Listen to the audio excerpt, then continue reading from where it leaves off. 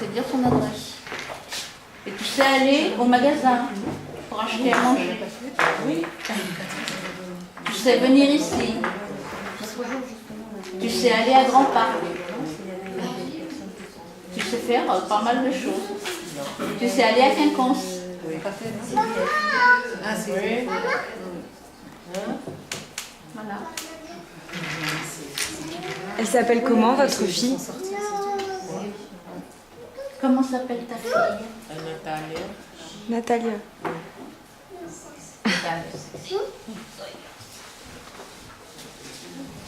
Quel âge elle a? 12 ans. Bonjour. Ça va? Bonne année. Toi aussi, merci. Ah oui. Elle fume. Je suis algérienne. D'accord. Et la dame à côté de vous, elle est?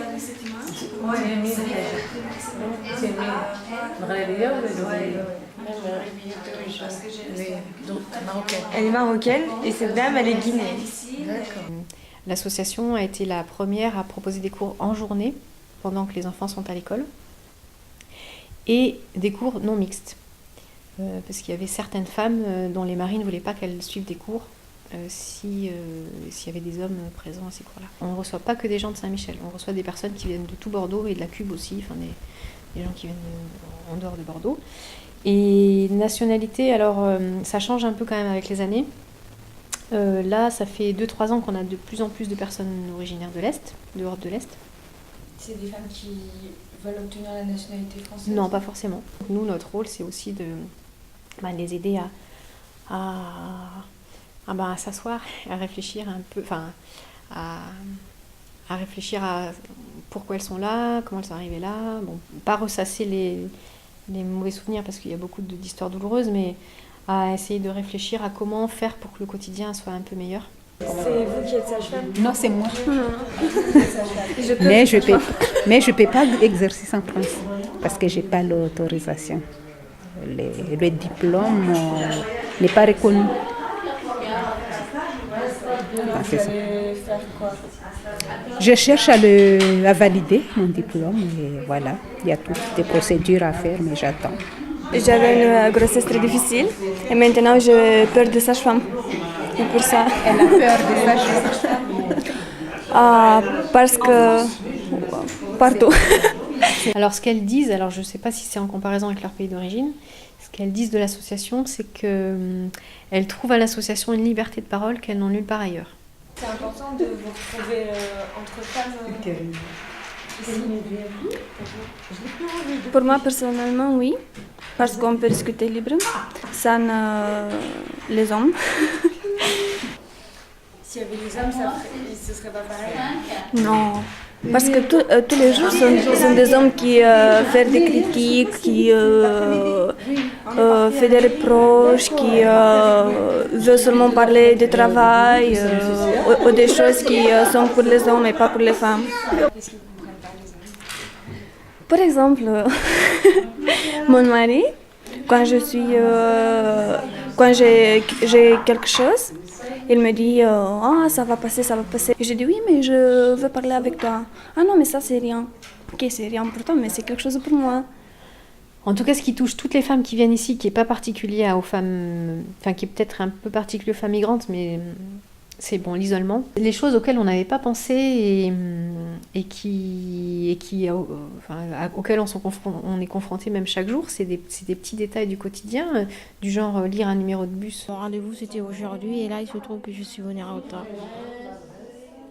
Je ne connaissais pas et je me suis perdue dans les trams. Moi, quand j'ai vu Promo Femmes, association de femmes étrangères, j'ai pas hésité. Après 30 ans de vie comme ça avec ta famille, de devoir te retrouver du jour au lendemain seule dans une maison et puis dans un milieu où tu connais personne. C'est vrai, il y avait des moments où je me disais que je vais devenir folle. Il vous faut une femme comme vous pour vous comprendre. Mais il y en a plein ici. Bah oui, je vois qu'il y en a, il y en a beaucoup. Oui, il n'y a que ça. Et franchement, c'est rassurant, ça fait du bien.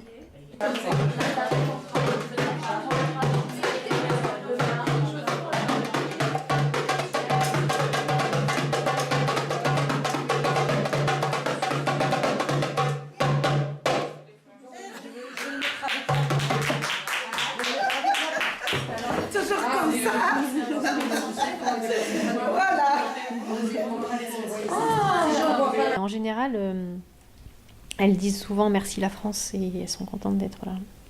Même si leur pays leur manque et leur famille leur manque, elles disent beaucoup merci la France. Je danse, je rigole, je tape le tam-tam, je joue avec le... Ça les sort de chez elles. Je crois que ces femmes, dans leur jeunesse, ne sortaient pas de chez elles. Oui, Voilà. Donc ici en France, ça leur fait l'occasion de sortir de chez elles. Vous venez souvent ici? Oui. Pourquoi? Parce que il aide nous pour faire comme français. Il fait beaucoup de choses. Ici, il change la vie. Il dit oui, voilà. Et merci tout le monde. Les hommes ne viennent pas. Les hommes, ils n'ont pas besoin de ça. Déjà d'où ils viennent, ils ont déjà plein de droits. Les femmes, quand elles arrivent, elles viennent souvent de pays où elles n'ont pas de droits. Moi, je pense que ça les rend plus indépendantes. Hein, Malika? Plus indépendantes. Oui. Voilà. Ça ouvre les espaces. Oui. Vous vous sentez plus indépendante depuis que vous êtes enfant? Non, moi avant. J'étais indépendante avec mes parents. Non, c'est autre chose parce que ça dépend de famille, ça dépend. J'ai vécu comme ça, je fréquente les gens, je sors, j'ai le droit avec mes parents. Avec mon mari, c'était moins, mais avec mes parents, j'étais mieux. C'est une femme qui avait dit ça. Moi, quand je viens après en femme, je laisse mes valises de soucis, elles dehors. Je rentre, mon mal de tête, il s'en va, je vais bien. Et quand je repars, les valises, elles sont un peu moins lourdes. Elles ont, et on peut avoir des ressources qu'on ne soupçonne pas, qu'on ne soupçonnait pas. Plus que les hommes? Ouais, je pense. Et je trouve qu'elles ont une manière de positiver qui est plus naturelle, plus spontanée que chez les hommes. Il y a un homme. Ah oui. Salam alaikum. Il a le droit d'être là? C'est pas grave, bien sûr. Et s'il a le droit de tout, hein. On s'est rendu compte qu'elles avaient un énorme besoin de parler de leur situation personnelle, situation de couple surtout. Il y a beaucoup de femmes. Hein. Oui, beaucoup. Oui, c'est bon comme ça. C'est bien? Oui, c'est bien comme ça, c'est bon. Elle voit qu'il y a aussi des femmes françaises dont le mari ne fait pas la cuisine. Voilà. Elles se posent des questions sur l'éducation qu'elles ont reçue.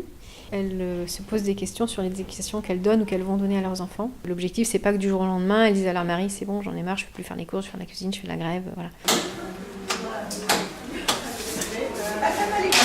Au revoir. Adieu madame, adieu mademoiselle.